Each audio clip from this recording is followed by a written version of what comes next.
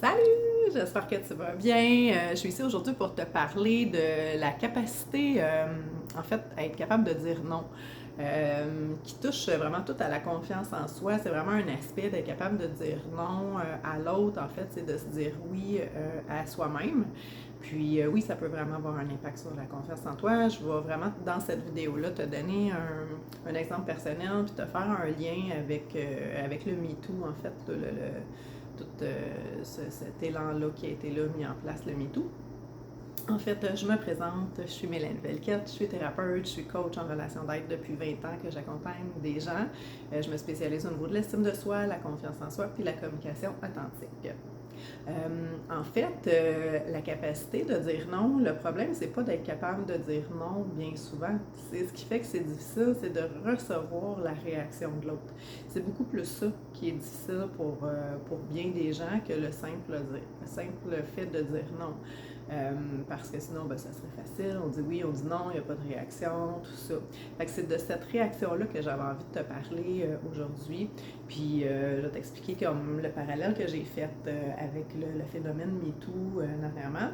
En fait, je suis célibataire depuis quelques mois et je suis sur les sites de rencontres, hein, en fait, présentement.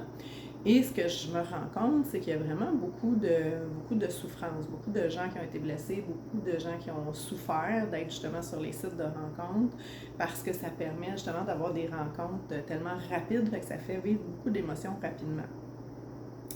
Et ce que je réalise, pour moi, un site de rencontre, ça permet de faire des rencontres, rencontrer des gens, puis rencontrer des gens, ben, ça fait en sorte qu'on a des discussions, puis des fois, ben, c'est intéressant, des fois, ça ne l'est pas, on peut pas plaire à tout le monde, c'est pas tout le monde qui peut nous plaire.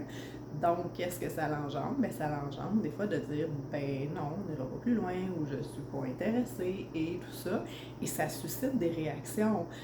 Comme tu sais, moi, je travaille avec les 5 blessures, fait que c'est sûr que ça va susciter toute la blessure d'abandon, la blessure de rejet, de certaines personnes qui n'ont pas fait le travail sur eux puis qui ont vraiment cette difficulté-là à accepter le non. Parce que ça vient vraiment éveiller ces blessures-là. Puis qu'est-ce que ça fait quand on dit non puis qu'on reçoit ces réactions-là? Bien, ça aussi, ça peut nous faire vivre des émotions puis faire en sorte de justement pas vouloir vivre les réactions des autres, tu sais, fait que ça crée des dynamiques comme ça où on peut avoir de la difficulté à dire non pour pas vivre ces refus-là ou s'empêcher justement de rencontrer des gens puis de développer d'éventuelles rencontres vraiment intéressantes. Fait que ça m'a vraiment permis de voir à quel point, même moi, j'ai dû faire le travail de voir que, oh mon Dieu, c'est possible d'avoir autant de réactions face à un non, tu sais, puis de voir que, OK, ben si moi je le vis, ben il y a plein de monde aussi qui vivent ça, puis que c'est pas facile, autant pour la personne, en fait, qui reçoit le non, puis qui a comme tout le travail au niveau de sa blessure à faire, mais autant aussi pour la personne qui dit le non, de recevoir la réaction de l'autre personne, tu sais, comme ça, qui est blessée. Fait que ça peut nous amener, nous aussi, dans un espace qui est vraiment pas confortable.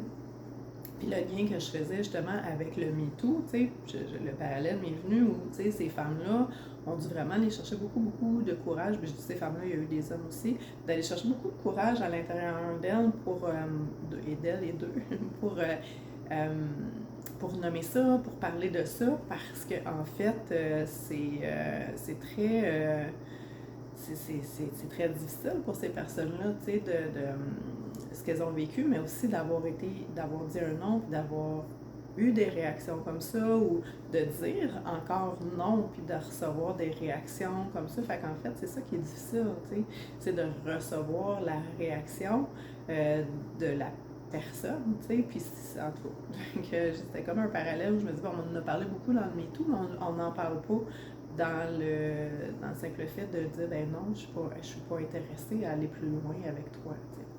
Fait que je vais m'arrêter là-dessus, mais c'est vraiment un sujet vraiment qui vient me chercher.